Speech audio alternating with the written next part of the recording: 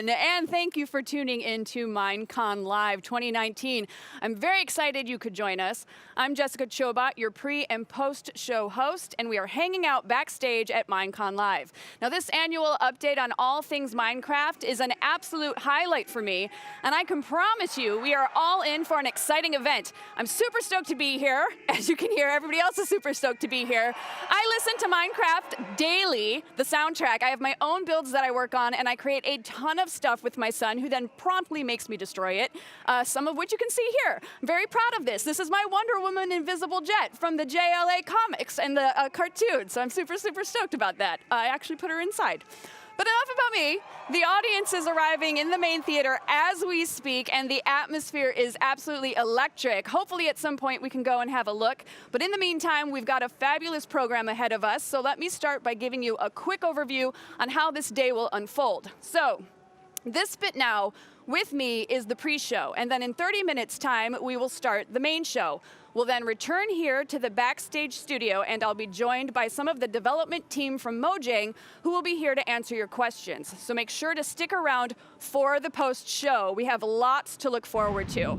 So without further ado, I'd like to introduce our panelists. Now, these guys have recorded their presentations, which we will make available to you after the main broadcast. So please welcome King Bee Dogs, Q Magnet, Il Mango, Skywalker, and IsCal85. Welcome to Minecon Live 2019, you guys. Yeah, thanks for having us. Thanks for joining me here. All right, so can you guys give everyone a quick overview about what your panel is about? KB Dogs, let's start with you. Yeah, so I'm sure there are many players out there who've had some really great ideas they'd like to add to the game.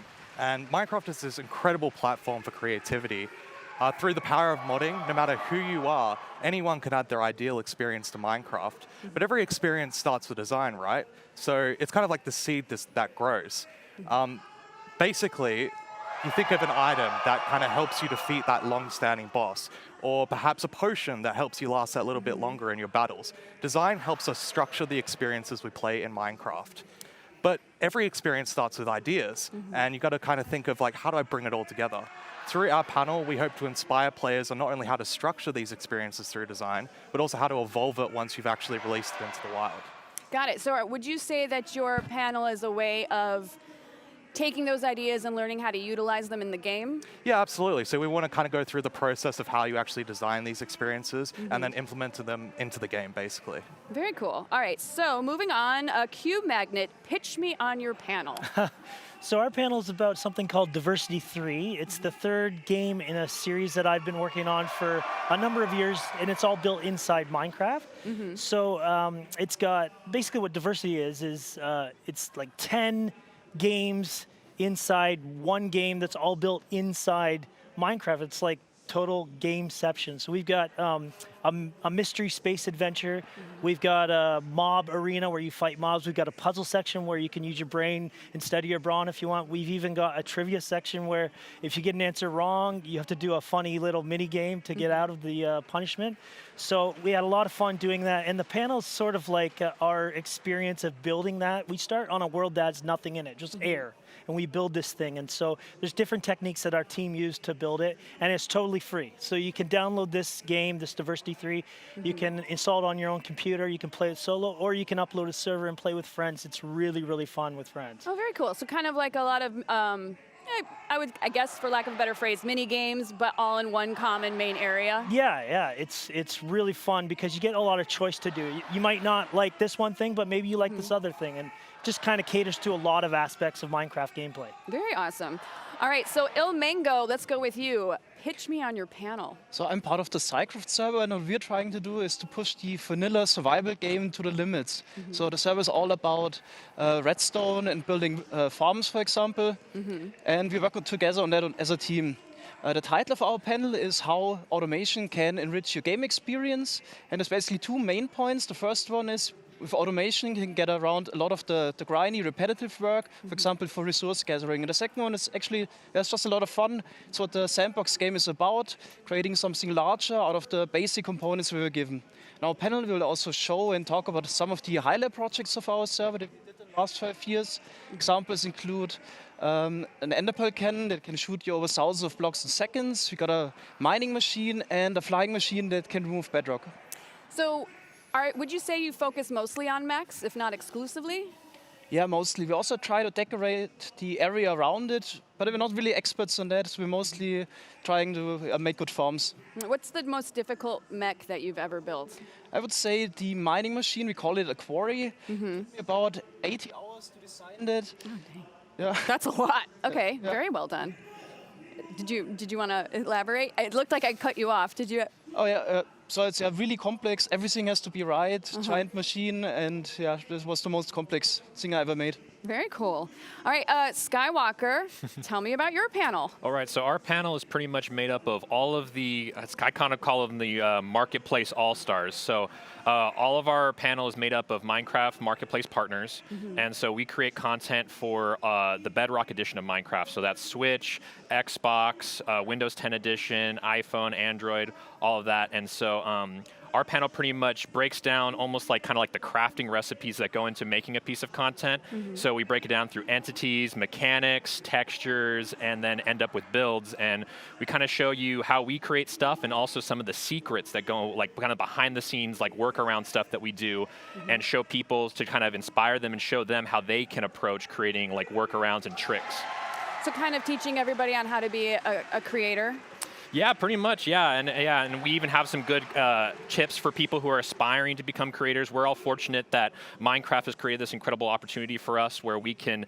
This is our full-time job. This is our career, is creating games in Minecraft, and so it's pretty awesome when I can go and talk to kids, and they're like, "So what do you do for a living?" I'm like, "I play Minecraft for a living." They're like, "That's amazing," and so. Do all the kids think you're like the coolest person in the room? Yeah, it's pretty awesome. Like I'll go in somewhere with my wife, and she'll be like, "Hey, what does your husband do?" And she's like, "Well."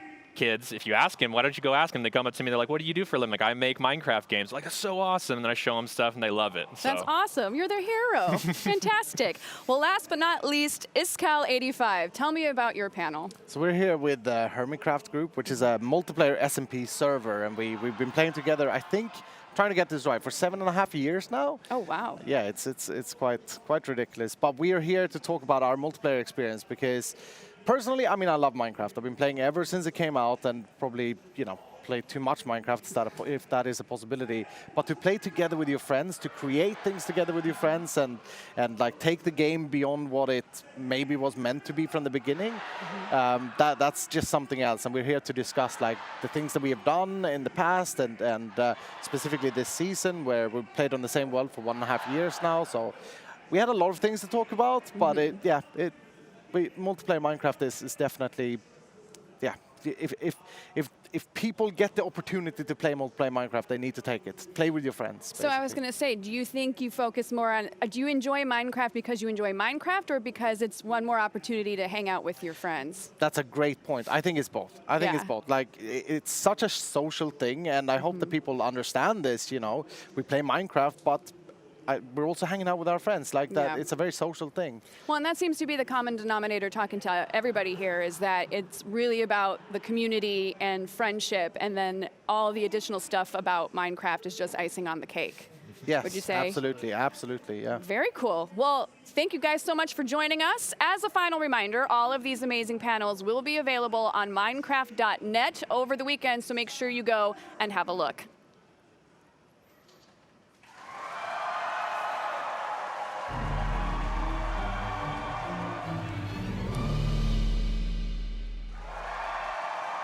All right, so next I want to look back at last year's biome vote and just quickly review what you voted for and have a sneaky peek at what you're going to be voting on this year, so let's take a look.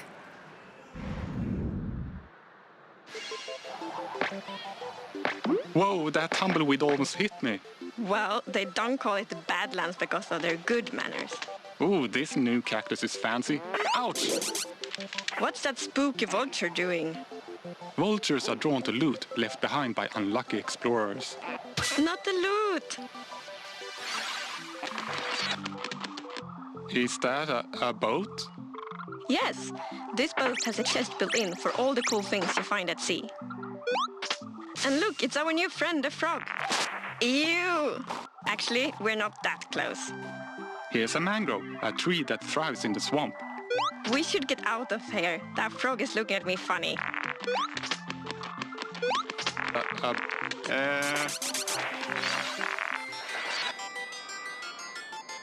Oh, mountains, snow. Watch your step.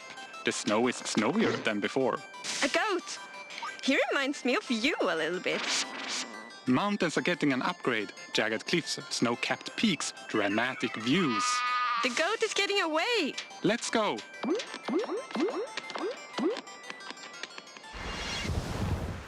All right, well, there's nothing difficult about that choice now, is there? I have absolutely no idea which one I'd go for. Such a difficult decision. Totally would go for mountains. When the voting happens, please be prepared, as you will need to have a Twitter account so that you can go to the Minecraft Twitter page, where there will be a pinned poll at the top. So may the best biome win!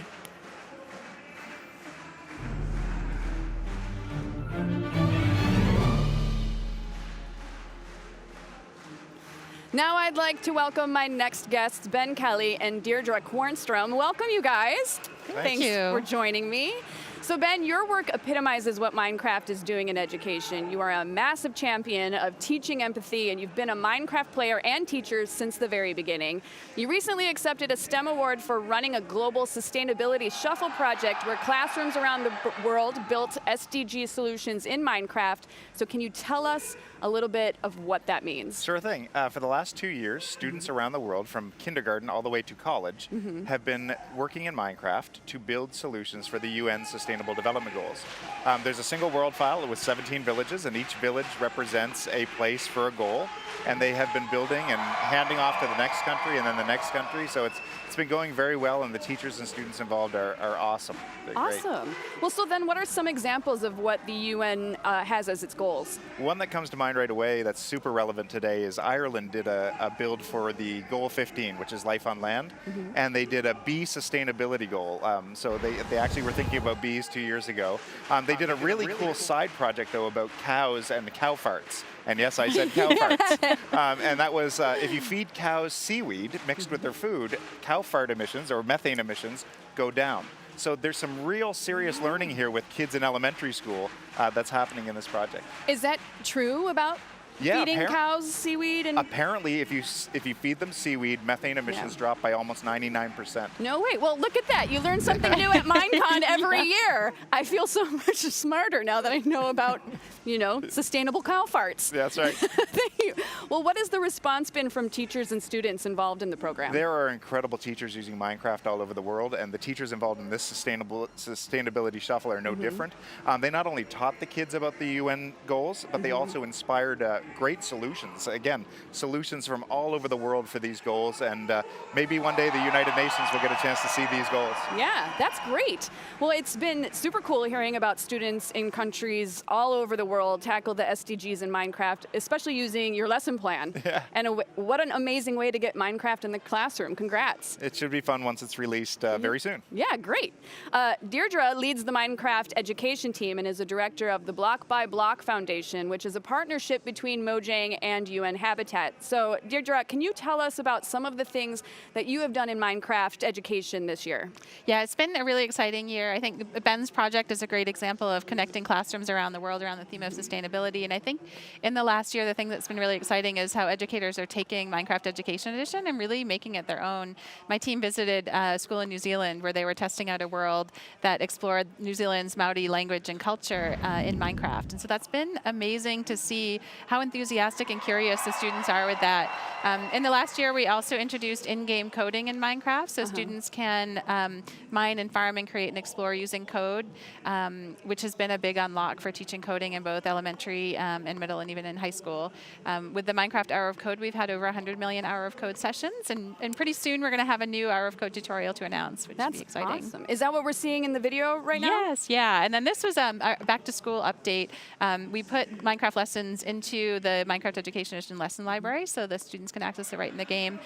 We also added some features to make the game more accessible for players, including the immersive reader, where students, maybe early learners or people who have language acquisition differences, can use immersive reader to change character spacing, change line spacing, have it read any in-game text to them, and also translate it into different languages. I love that. I love that the immersive reader not only runs the gamut of the reader's skill level, but also potentially could teach somebody a new language or any myriad of possibilities there. So how did the sustainability shuffle, sustainability shuffle, Susie sells seashells, go this year? It was great. I think it's sometimes surprising how Minecraft can be used in classroom settings and educational settings, and this is such a great example of something we didn't sort of plan or think was possible, but having students all over the world thinking about sustainability and climate change in the Minecraft world is amazing.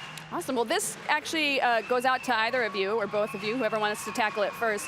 Any advice on how teachers can engage the Minecraft community and then educate themselves using Minecraft as a teaching tool? Yeah, so we have a lot of resources available for educators. I think one of the great ways that Minecraft can come into the classroom is having their students bring it into them. So we have lots of lesson examples. So if you're watching and you're excited to try this, go and find a Minecraft lesson or come up with an idea of something that you're learning in class and ask your teacher about it.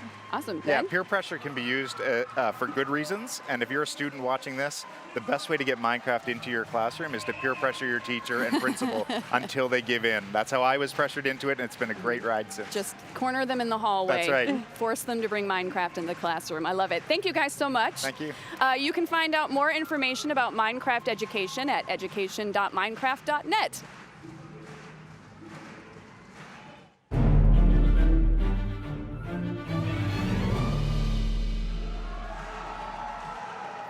So celebrating Minecraft's 10 years, Mojang has teamed up with the Museum of Pop Culture, Mopop, to create the first ever interactive Minecraft exhibit.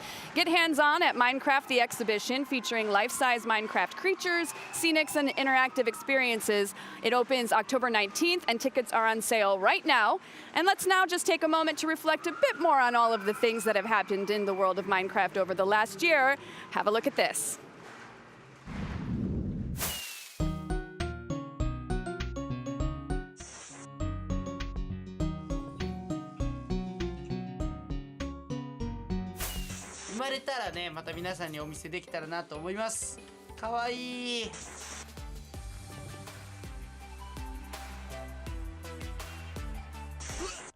Where am I? What year is it? Oh, hello, villagers. New villagers, but more on them soon. For now, the new villages. I'm loving this. Ooh. I saw a boss right there, it looked like. Ooh, I cannot wait. I want to see the actual fighting mechanics. Into a mini Minecraft world, and it actually works really well, especially with like the views outside. It looks amazing. And in parrot jumping on my head. Oh, the sponge works. Ooh, that's very weird. There's a cartographer, our farmer, our armorer, Thomas. With foxes, guys, we've been waiting all week. Super excited. 開けれんのかなあ、ちょっと開けれるすげえ Not good at all! Oh my gosh! Attack! Shoot the arrows! Go! Holy moly! There are arrows flying everywhere! That encompasses a large majority of Minecraft's last 10 years worth of accomplishments, but it's also a highly connected adventure map. Yeah, now you're looking like a real sheriff. I'm kind of curious if 4J build the maps with like default texture. That's so cute. How are your claws now? They're nice and sharp? Why are you sharpening your claws, by the way? Oh, dude, so cool. Woo, that is cool. Okay, I like this too. So, oh, yes, you can play multiplayer, go up. Okay. And then you can start constructing things that other players are then able to see. So I can see through the build. I guess you're gonna stay right there. And you, I guess, can we also put you there? Who is he? Come here, friend. Let me be your friend. You are a mason. Oh Jesus, there's a lot in here. Oh really? Yeah. Should we just get out? I think kill them and then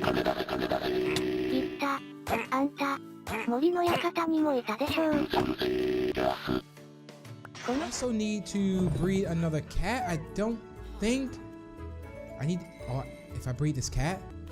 Yeah!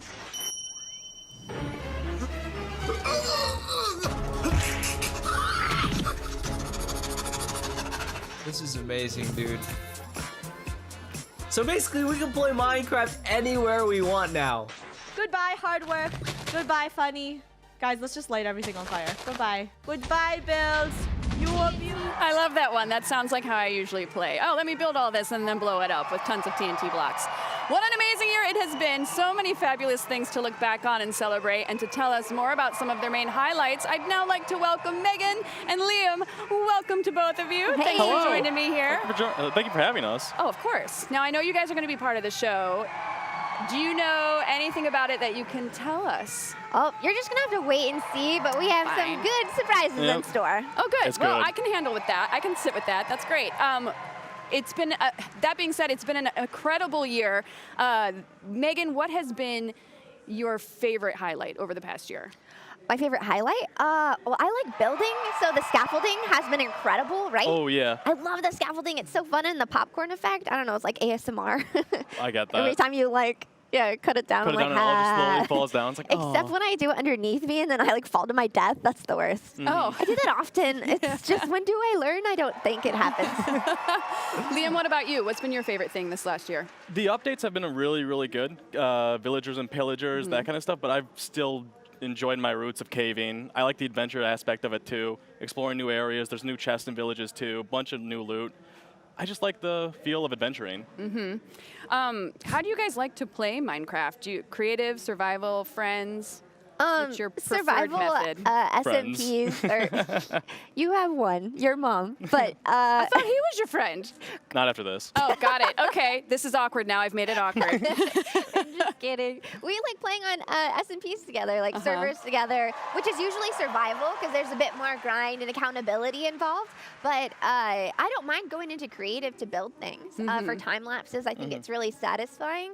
But I love creative time lapses. I can watch those videos all day. They're so nice on TikTok, right? I like making those too. They're fun. Yeah, they're good. How about you, Liam?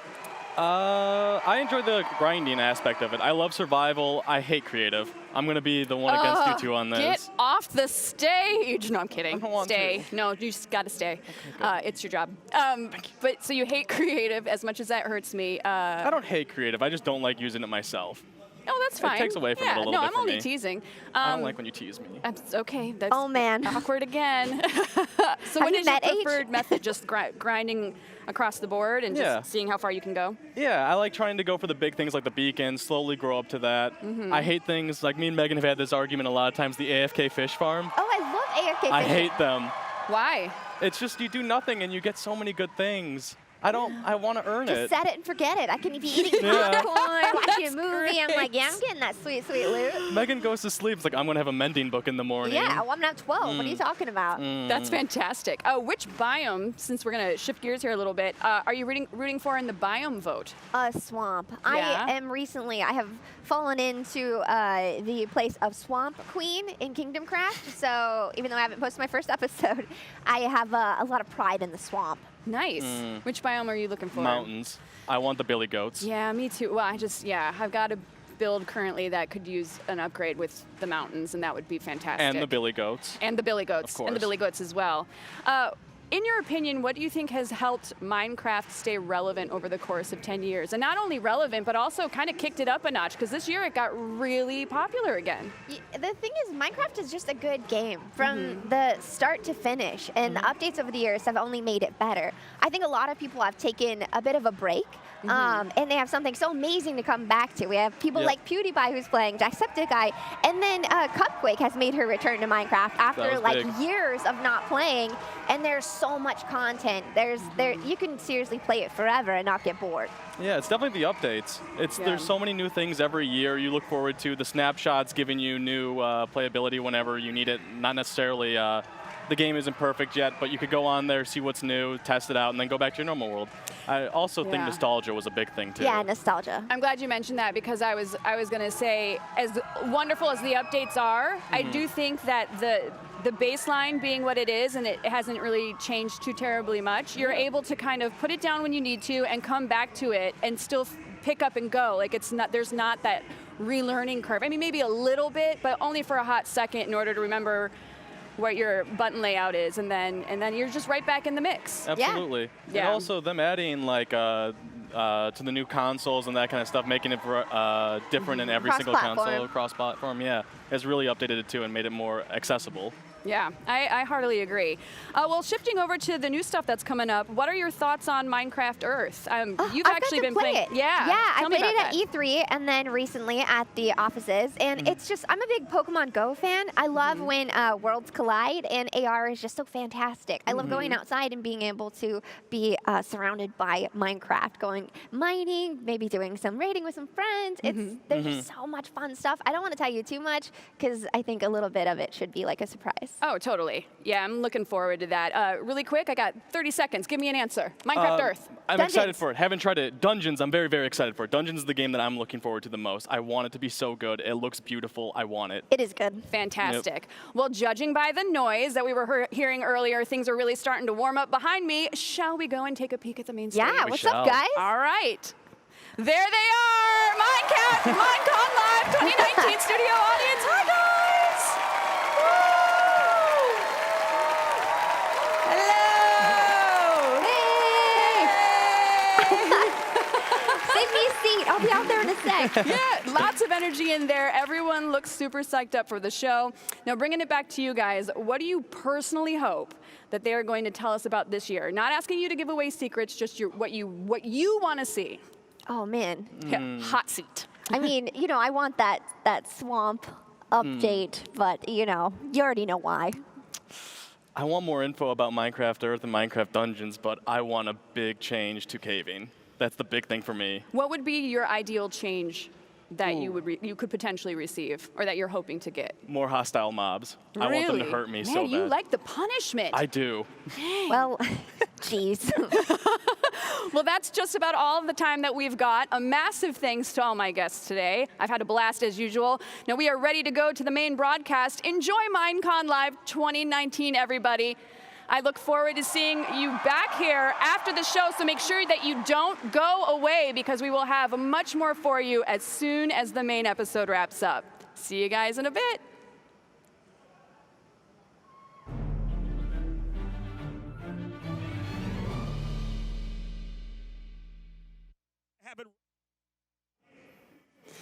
All right, so now that we've got some downtime, what are you really hoping to see in the cave update? Hostile mobs. That's it? 100%. Just hostile mobs? Well, more than that, but I mainly want it to be the hostile mobs. Like, I want it to be more dangerous. I want to not just be able to get the diamond armor early on and then just survive. I want there to be something that, this is kind of a hope, that they steal armor, and you have to, like, chase them down and have to take it back from them. That'd be kind of cool. Right? Stealing items. Yeah. Oh, I mean, okay, yeah, that'd be kind of a cool ad. It just sounds so difficult already. I know. It's like, what about like, I guess different types of, I mean, I know we have the swamp biome update, but what other kind of updates would you want to have happen in any random biome? Oh, in any random biome. We've talked about this. We want more flying creatures, more flying kind of. creatures, yeah. It's more about the world We were talking in general. when we were doing the rehearsals. You mentioned dragons, yeah. So you want to see? I mean, which I'm not against, but well, you want to see more. Fly on something. Yeah. Like if the I get vultures, that. you know, like that would be cool to fly on them, right? Tame them somehow. Yeah. But also Ride them to around. be attacked by something from the sky, because sometimes you're a little too safe. Yeah. And it'd be kind of scary. Phantoms pose a great threat at night, but to have something during the daytime that would really force you to take cover or get better at PvP, which I could use that, would be awesome. So what's one of the coolest things that you guys would say that you've ever encountered in the game? And it can be anything. It could be something that you built. It could be a particular mob moment that you had. Like, what was something the first that really time stuck the out? turtle egg hatched, that was just like such a great moment. Did you have your moment of, like, making the turtle shell, Weren't too? you with me? We were together. Yeah, we were together. Oh my God, that's so weird. Yeah, no, I block you out of my memory. I'm sorry. It's okay. It's same. So what would you say over the course of the last 10 years is your favorite thing? I mean, what really stuck out to you that, I mean, because that's a very long time. Some of the people even watching the show might not have been even born yet.